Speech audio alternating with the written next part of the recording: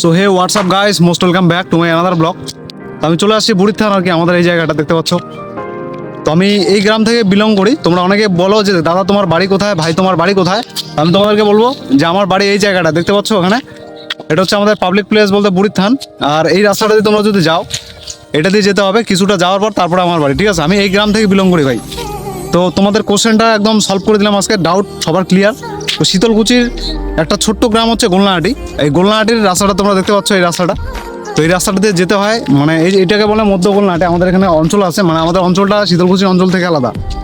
আর ইউটিউবের মধ্যে 2000 সাবস্ক্রাইবার আমার কমপ্লিট হয়ে গেছে। তো ধন্যবাদ সবাইকে, থ্যাংক ইউ সো মাচ। আর ব্লগ ভিডিও কন্টিনিউ আসবে।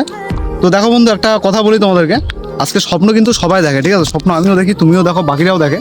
কিন্তু স্বপ্ন দেখতে কিন্তু পরিশ্রম করতে হয় না, স্বপ্ন পূরণ করতে পরিশ্রম করতে হয়, ঠিক আছে? তো স্বপ্ন সবাই দেখে কিন্তু পূরণ সবাই করতে পারে না, কারণ স্বপ্ন পূরণ করতে গেলে ভাই জেদ লাগে, ঠিক আছে? আর তার জন্য পরিশ্রম করতে হয়। এই পরিশ্রমকে মানুষ ভয় পায়। 90% মানুষ সফল হয় না একটাই কারণ তারা পরিশ্রম করে না, ঠিক আছে? তো গাইস, পরিশ্রম করো, তোমার স্বপ্নের জন্য ছোট।